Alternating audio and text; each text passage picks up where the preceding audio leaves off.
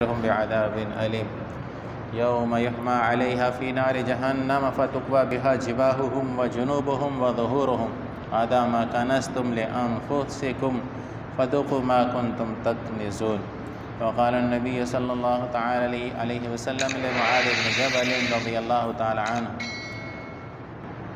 اتقي من كرائم أموالهم واتقي دعوة المظلوم فإنه ليس بينها وبين الله حجاب او كما قال النبی صلی اللہ تعالی علیہ وسلم۔ دوستو بزرگو، رمضان المبارک کا دوسرا عشرہ شروع ہے۔ آج 11 رمضان المبارک ہے۔ نبی کریم صلی اللہ علیہ وسلم نے رمضان المبارک کو 3 حصوں میں تقسیم فرمایا۔ اولہ رحمت، پہلا حصہ اللہ کی رحمت کا ہے، واوسطہ مغفرۃ، اور اس کا درمیانی حصہ اللہ تعالیٰ کی طرف سے مغفرت کا نزول ہوتا ہے، وآخرہ عتق من النار، اور آخری حصہ اس کا کم سے کم یہ درجہ ہے کہ جہنم سے آزاد تو کر ہی دیتا ہے۔ تو یہ دوسرا عشرہ شروع ہے، اور میری طبیعت بھی ویسے آپ کے یہاں پچھلے بدھ سے جانے کے بعد سے اب تک میری طبیعت بھی نہیں سنبھلی، لیکن آج میں نے قدرتی طور پر محسوس کیا موسم بہت ٹھنڈا ہے۔ حالانکہ پہلے 2-4 دن پہلے گرمی ہو رہی تھی، اور دوسرے عشرے میں، رحمت والے عشرے میں، موسم کو اللہ تبارک و تعالیٰ نے اور معتدل کر دیا۔ بہرحال یہ تو اللہ تعالیٰ کی تکوین کی رحمت کے تقاضے۔ اچھا جی، آج ہم نے سمجھنا ہے زکوٰۃ کے متعلق، چونکہ ہمارے بہت سارے مسلمان رمضان حساب کرتے ہیں زکوٰۃ کا، اور زکوٰۃ کا حساب ہے بھی اسلامی مہینے کے حساب سے، انگریزی مہینے کے حساب سے نہیں ہے، یاد رکھیں۔ سال جو ہے نا، سال اسلامی معتبر ہے، یہ رمضان کے رمضان۔ تو نبی کریم صلی اللہ علیہ وسلم نے حضرت معاذ بن جبل رضی اللہ تعالیٰ عنہ کو جب یمن کا گورنر بنا کر بھیجا تھا تو ان کو کہا تھا، وصیت کی تھی کہ زکوٰۃ لینا لوگوں سے، اور مالداروں سے زکوٰۃ لے کر غریبوں میں بانٹنا، اور یہ بھی حکم دیا تھا ان کو کہ اچھے اچھے چن کر مال زکوٰۃ میں مت لینا، درمیانہ مال لینا زکوٰۃ میں۔ قرآن پاک نے نماز کے ساتھ ساتھ، جہاں نماز کا تذکرہ ہے وہاں زکوٰۃ کا تذکرہ ہے، تقریباً 32 مرتبہ نماز کے ساتھ قرآن پاک میں زکوٰۃ کا بھی ذکر ہے۔ تو جو شخص نماز کا پابند ہے وہ سال میں ایک دفعہ حساب کر کے اپنے مال کی زکوٰۃ بھی ادا کرتا ہوگا، اس لیے اللہ نے نماز کے ساتھ زکوٰۃ کو بھی جوڑے رکھا ہے 32 مرتبہ۔ اور اس کے علاوہ خالص زکوٰۃ کا حکم وہ الگ ہے، خالی زکوٰۃ کا حکم ہو یہ الگ۔ صاف الفاظ میں قرآن پاک نے یہ فرمایا ہے کہ جو لوگ سونا چاندی جمع کر کے رکھتے ہیں اور اس کے حقوق ادا نہیں کرتے، ان کو بڑے عذاب کے بارے میں سنا دو۔ پھر آگے فرمایا کہ یہی سونا اور چاندی تپایا جائے گا، جہنم کی آگ میں تپایا جائے گا، اور پھر اسی سونے چاندی سے ان کی پیشانیاں، ان کے پہلو، ان کی پیٹھ، یعنی تینوں جانب بتائے ہیں کہ پیشانیوں کو بھی داغا جائے گا، اور پہلو بھی داغے جائیں گے، اور پیٹھ بھی داغی جائے گی، اور ان کو کہا جائے گا کہ یہ تمہارے مال جمع کرنے کی سزا ہے۔ حضرت ابوبکر صدیق رضی اللہ تعالیٰ عنہ کے زمانے میں کچھ لوگ ایسے پیدا ہو گئے تھے جو یہ کہتے تھے کہ ہم زکوٰۃ اسلامی حکومت کو دیتے تھے، لیکن نبی کریم صلی اللہ علیہ وسلم کو زکوٰۃ لینے کا حق تھا ہم سے۔ ابو بکر صدیق کو یہ حق نہیں ہے کہ وہ ہم سے زکوٰۃ وصول کریں۔ زکوٰۃ کے منکر نہیں تھے کہ زکوٰۃ ہم نہیں دیں گے، زکوٰۃ دیں گے ہم، لیکن حضور کو حق تھا وصول کرنے کا۔ حضور دنیا سے چلے گئے ہیں، اب پچھلوں کو یہ حق نہیں کہ وہ ہم سے زکوٰۃ وصول کریں، ہم خود ادا کریں گے۔ لیکن اس بنیاد پر حضرت ابوبکر صدیق رضی اللہ تعالیٰ نے ان کے خلاف تلوار اٹھائی، باقاعدہ لشکر کشی کی، باقاعدہ حملہ کیا، باقاعدہ جیسے لڑائی کی جاتی ہے غیر مسلموں کے ساتھ، ایسے ہی لڑائی کی۔ حضرت عمر رضی اللہ عنہ سے جب مشورہ کیا تو حضرت عمر رضی اللہ عنہ نے یہ عرض کیا کہ ابوبکر صدیق، یہ تو لوگ لا الہ الا اللہ محمد الرسول اللہ پڑھنے والے ہیں، یہ لوگ تو کلمہ گو ہیں، کلمہ پڑھ رہے ہیں، آپ ان کے خلاف کیسے تلوار اٹھائیں گے؟ حضرت ابوبکر صدیق رضی اللہ عنہ نے فرمایا، ہاں ایک بات سے بھی جو حضور کے زمانے میں ایک بکری کا بچہ بھی جو دیتا تھا نا، اگر وہ اب نہیں دے گا مجھے تو میں لڑوں گا اس کے ساتھ۔ اور اسی کلمہ گوئی پر میں آپ کو ایک واقعہ بھی سناتا چلوں، بڑا بہترین واقعہ ہے۔ اور امت مسلمہ پر اللہ نے ایک بہت بڑا احسان کیا ہوا ہے، جس کی شاید لوگوں کو احساس نہ ہو، لیکن ہم احساس دلانا چاہتے ہیں آپ کو کہ اللہ تعالیٰ نے پاکستان میں علماء کرام کا وجود ہمیں بڑی نعمت کے طور پر دیا، بڑی نعمت ہے یہ۔ سعودی عرب، اردن، مصر، انڈونیشیا، الجزائر کے مسلمانوں سے جا کر پوچھئے، مسجدوں میں جائیے اور ان سے پوچھئے امام کون ہے؟ آپ میں سے امام کون ہے پتہ نہیں لگے گا امام کون ہے۔ وہی داڑھی منڈا، مجھے منڈا آئے گا کوئی بھی، وہ یہاں امامہ اور جبہ پڑا ہوگا، وہ پینٹ پتلون میں آئے گا اور کھڑا ہو جائے گا مصلی پر، نماز پڑھائی اور یہ ہو جائے۔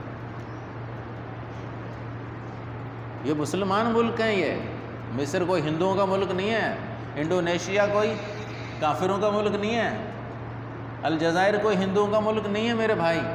یہ سب اردن، عمان، ابو ظبی، دبئی، سعودی عرب تک میں کہتا ہوں، سعودی عرب تک کے علماء بیچارے روتے ہیں، آنکھوں سے آنسو لڑکا کے روتے ہیں کہ ہم مجبور ہیں، جو حکومت ہمیں لکھ کر دیتی ہم وہی کرتے ہیں۔ وہ خطبہ اپنی مرضی سے اپنے دل کی آواز آپ تک نہیں پہنچا سکتے میرے بھائی، یہ بات یاد رکھیں گے۔ روتے ہیں جب ہم لوگ وہاں جاتے ہیں نا، ہم ان کو بتاتے ہیں کہ ہم ہدایہ پڑھاتے ہیں، ہم علماء ما وراء النہر کی کتابیں پڑھاتے ہیں، ہم مشکات شریف پڑھاتے ہیں، ہم شرح وقایہ اور کنز الدقائق پڑھاتے ہیں، تو وہ آنکھوں سے آنسو بہتے ہیں کہ کہتے ہیں کاش ہمارے بڑوں نے، باپ دادا نے یہ کتابیں پڑھی تھی، ہم نے تو دیکھی ہی نہیں، ہم تو حکومتوں کے بل میں پھنس گئے۔ ریال تو ملتے ہیں بے شک بہت سارے، لیکن ضمیر ہم نے بیچا ہوا ہے۔ تو یہ اللہ تعالیٰ کا پاکستان کے علماء پر بڑا احسان ہے۔ اچھا واقعہ میں سنانا چاہ رہا تھا، 53 میں ختم نبوت کی تحریک چلی تھی، 1953 میں ختم نبوت کی تحریک چلی تھی۔ مرزا قادیانی نے یہاں پاکستان میں کچھ زیادہ ہی شرارتیں شروع کر دیں آزادی کے بعد، تو ہمارے علماء کھڑے ہو گئے اور ربوہ میں شاگردوں کی ایک ٹرین پر حملہ ہوا جو ختم نبوت کا کورس کرنے جا رہے تھے، اس سے معاملہ بگڑا اور 10,000 آدمی شہید ہوئے تھے اس میں۔ وہ تحریک چلی تھی، 6 سال تک چلی تھی تحریک۔ عطا اللہ شاہ بخاری رحمۃ اللہ علیہ، مولانا یوسف بن نوری رحمۃ اللہ علیہ، یہ بڑی بڑی ہستیاں، انہوں نے پورے ملک میں آگ لگا دی۔ 6,000 نوجوان شہید ہوئے تھے اور اتنے سے زیادہ لوگ بیچارے معذور ہوئے تھے، گولیاں لگنے سے، بغدہ لگنے سے، کلہاڑی لگنے سے، کسی کا ہاتھ کٹا تھا، کسی کا کیا کٹا تھا۔ لیکن اس تحریک میں ختم نبوت کا مسئلہ حل نہیں ہوا، اتنے لوگوں کی قربانی کے بعد بھی۔ اور پھر ایک دور آیا جس میں اللہ تعالیٰ نے حضرت مفتی محمود نور اللہ مرقدہ اور مولانا غلام غوث ہزاروی نور اللہ مرقدہ کو عوام کے کہنے پر اسمبلیوں میں بھیجا۔ یہ دونوں اسمبلی میں پہنچے اور انہوں نے وہ آواز اٹھائی کہ یہ قادیانی غیر مسلم ہے، یہ مسلمان کا روپ دھارے ہوئے، اپنا روپ نیا بنائے، اپنا الگ مونوگرام رکھے، ہمارا روپ نہ اختیار کرے۔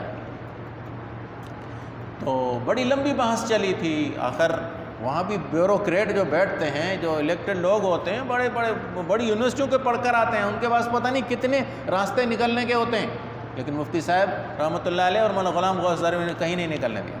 بالآخر فیصلہ ہوا کہ ان کا جو مرزا غلام قادیانی کا جو تیسرا خلیفہ تھا مرزا طاہر، اس کو بھی بلاتے ہیں اور اس کے سامنے بیٹھ کر بحث کیا تھا۔ وہ جب آیا نا اسمبلی میں، جب اس کو بلایا گیا تو اس کے سر پہ پٹی تھی لا الہ الا اللہ محمد رسول اللہ کی، اس نے سر پہ پٹی باندھی ہوئی تھی لا الہ الا اللہ محمد رسول اللہ کی، اور گلے میں قرآن پاک کی حمائل ڈالی ہوئی تھی، اور یہاں پٹا لگایا ہوا تھا، اس پر لکھا تھا لا الہ الا اللہ محمد رسول اللہ، سر پہ بڑا امامہ، جبہ، عصا۔ کون کہتا ہے یہ مرزا یہ قادیانی ہے، کافر ہے؟ کون کہتا ہے؟ کس کو جرأت تھی؟ لیکن مفتی صاحب رحمۃ اللہ علیہ فرماتے ہیں میرے پاس ایک قادیانیوں کی کتاب تھی جو انہوں نے چھپا دی تھی، بازار میں نہیں ملتی تھی، وہ کتاب میں لے کر گیا تھا اس دن۔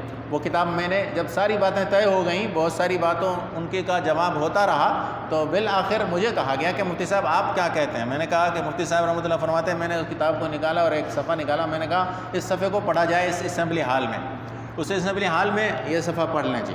وہ پڑھا گیا اس صفحے کو، تو اس صفحے میں یہ لکھا ہوا تھا کہ غلام محمد قادیانی کہتا ہے جو مجھے ماننے والے ہیں وہ تو حلال کی اولاد ہیں، اور جو مجھے نہیں مانتے وہ سب کی سب رنڈیوں کی اولاد ہیں۔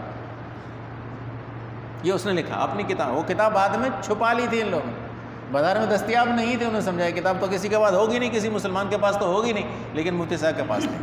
تو ذوالفقار بھٹو مرحوم بھی وہیں بیٹھتے اسمبلی میں اس وقت۔ میں کہا اچھا ہم سب رنڈیوں کے اولاد ہیں اور یہ ہیں حق حلال کی اولاد۔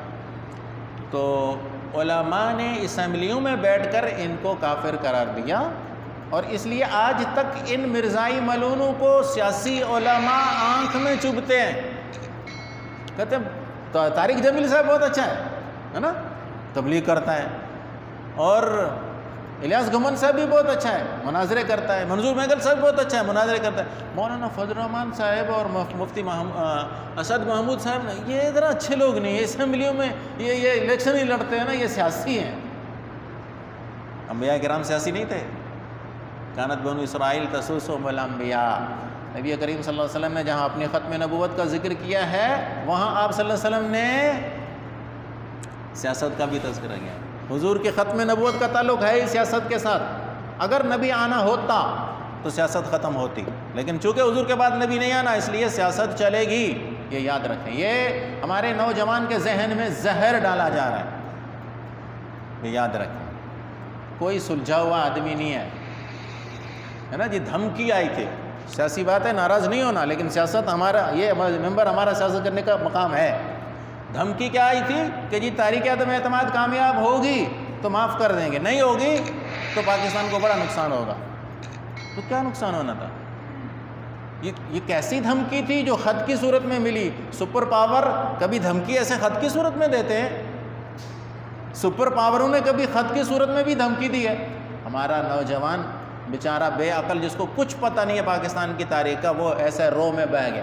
اور یہ بتاتا چلوں کہ 40,000 ٹویٹر اور 40,000 واٹس ایپ اکاؤنٹ بنائے ہوئے ہیں جس میں یہ نوجوانوں کو بہکا رہا ہے میڈیا کے ذریعے صرف، باقی زمین پر آؤ تو دیکھو کچھ بھی نہیں کیا انہوں نے 3.5 سال میں، ایک ڈھیلے کا کام بھی نہیں کیا، تو پھر کیسے ساتھ دیں؟ اللہ تعالیٰ نے، میں کہنا یہ چاہ رہا تھا کہ علماء ہمارے اسمبلیوں میں موجود ہیں، یہ اللہ تعالیٰ کا بہت بڑا شکر ہے، اس پر احسان اللہ کا جتنا آپ مانیں کہ یہ لوگ ہیں جو پہاڑ کا حوصلہ رکھتے ہیں، پہاڑوں کا حوصلہ رکھتے ہیں۔ کسی کی بے وفائی پر کبھی انہوں نے کبھی رویا ہے کہ فلان ہم سے بے وفائی کر گیا؟ باقی یہ کہ جی مولانا سارے کام خود کریں، یہ ہو نہیں سکتا۔ بیچارے کے پاس سیٹیں کتنی دی ہیں آپ نے سیٹیں کتنی دی ہیں کہ امید رکھتے ہیں کہ پورے پاکستان کو بدل ڈالیں؟ آپ ووٹ دیں نا، تو پھر امید رکھیں نا، ووٹ دو کسی اور کو اور امید رکھو موسیٰ علیہ السلام کے نظام کی، یہ تو نہیں ہو سکتا۔ تو بہرحال علماء کا اگر آپ ساتھ نہیں دے سکتے تو ان کے بارے میں بدگمان بھی نہ رہیں۔ کہنا یہ تھا کہ نبی کریم صلی اللہ علیہ وسلم نے حضرت ابوبکر صدیق رضی اللہ عنہ نے یہ عرض کیا، کہنے لگے حضرت عمر کو کہ عمر اگر ایک رسی بھی دیتے تھے اور ایک لیلا بکری کا بچہ دیتے تھے مجھے، اگر انہوں نے حضور کو دیتے تھے مجھے نہیں دیا نا تو بھی میں لڑوں گا، تلوار کے ساتھ لڑوں۔ تو یہ ہے زکوٰۃ۔ لوگ سمجھتے ہیں کہ جی ٹیکس یہ قسم کا ٹیکس ہے، ٹیکس الگ چیز ہوتی ہے، یہ ٹیکس نہیں ہے۔ ٹیکس تو لوگوں کا وضع کردہ نظام ہے جو ہر ملک میں الگ الگ ہوتا ہے، کسی ملک میں ٹیکس زیادہ لیا جاتا ہے، کسی میں کم لیا جاتا ہے، اس سے کوئی ٹیکس کا کوئی تعلق نہیں ہے زکوٰۃ کے ساتھ۔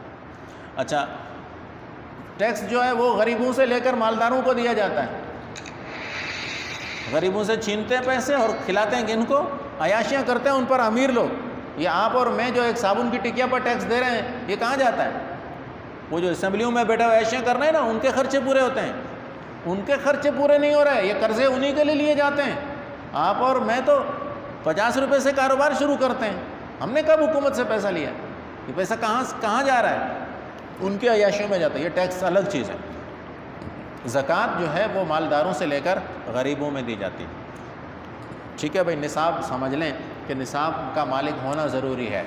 نصاب کا مطلب کیا ہے کہ کسی آدمی کے پاس سونا چاندی تجارت کا مال یا جانور، سونا چاندی نقدی رقم سونے چاندی میں آ جاتی ہے، ٹھیک ہے، نقدی رقم جو ہے وہ سونے چاندی کے زمرے میں ہے، سونا چاندی تجارت کا مال اور جانور جو بڑھوتری کے لیے رکھے ہوئے ہوں، جو جنگل میں چرتے ہوں، اگر کسی کے پاس ان میں سے اتنا مال ہے کہ جو 85 گرام سونا یا 630 گرام چاندی کے برابر ہو جاتا ہے تو سال گزرنے کے بعد اس آدمی کو زکوٰۃ دینی پڑے گی۔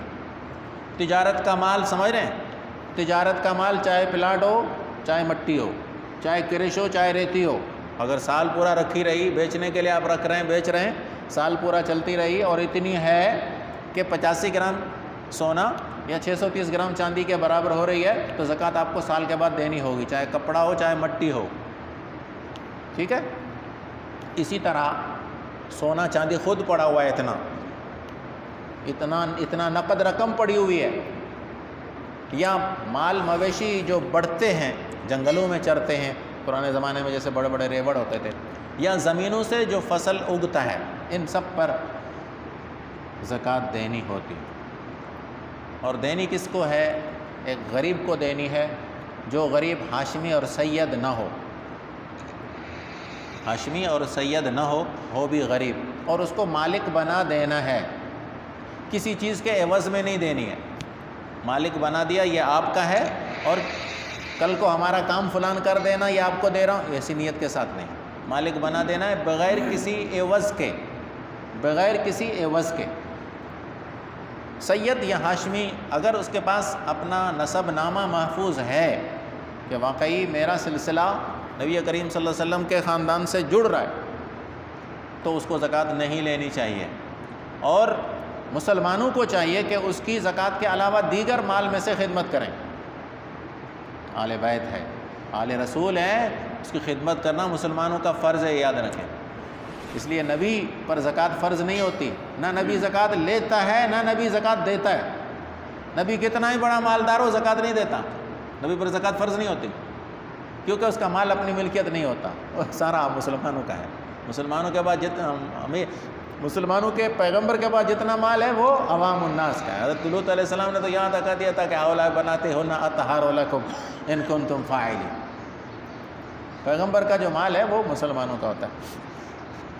تو سید کی خدمت کرنی چاہیے، لیکن اگر کسی کے پاس نسب نامہ خاندان کا محفوظ نہیں ہے تو وہ لے لے، کیونکہ ایسے لوگ بہت سارے تھے جنہوں نے اپنی جان بچانے کے لیے اپنے آپ کو سید کہلوانا شروع کر دیا، اور بعد کے لوگوں نے پھر بعد کی نسلوں نے اپنے آپ کو سمجھا کہ ہم وہی سید ہیں، ٹھیک ہے۔ تو زکوٰۃ کی مال جو ہے وہ تجارت کا مال ہو، سونا چاندی، سونا جو ہے وہ 85 گرام، چاندی 630 گرام، تجارت کا مال اتنی قیمت کا ہو، یوں سمجھ لیں، تجارت کا کوئی بھی مال، تو اس پر زکوٰۃ ہے سال میں ایک دفعہ، اور زکوٰۃ ہے 100 پہ 2.5 روپے، قیمت لگائی جائے گی جتنی بھی بنتی ہے، 100 پہ 2.5 روپے زکوٰۃ دینی ہے، 100 پہ 2.5 روپے، 1000 پہ 25 روپے، اور 1 لاکھ پہ 2.5 لاکھ روپے، 1 کروڑ پہ 2.5 لاکھ روپے، 1 لاکھ پہ 2.5 اور 1 کروڑ پہ 2.5 لاکھ روپے زکوٰۃ ہوگی، سونا چاندی جس میں ہو، البتہ جو زمین سے آمدنی ہوتی ہے اس کی زکوٰۃ الگ ہے، اس کو عشر کہا جاتا ہے،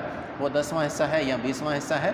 اور اسی طرح جانوروں میں جو زکوٰۃ ادا کی جاتی ہے، چونکہ اس پر خرچہ بھی کم آتا ہے، اس لیے ان کی زکوٰۃ کا نصاب کچھ الگ ہے، جانوروں کے ریوڑوں کا حساب الگ رکھا ہوا ہے۔ آج کے دور میں تو جانوروں کے ریوڑ اتنے بڑے ہیں بھی نہیں لوگوں کے پاس کہ جنگلوں میں چرتے ہوں، اگر ہیں کسی کے پاس جانور تو وہ گھر میں اپنے باڑے میں رکھ کر ان کو چرا رہا ہے، ان پر زکوٰۃ نہیں ہوتی فرض۔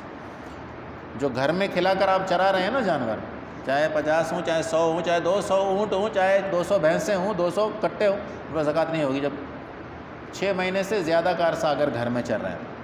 اللہ تعالیٰ ہمیں سمجھ عطا فرمائے۔ بہت سارے مسائل رہ بھی گئے، آپ حضرات کے دل میں کوئی اس حوالے سے مسئلہ ہو تو بے شک پوچھ سکتے ہیں، اللہ تعالیٰ ہمیں سمجھ عطا فرمائے۔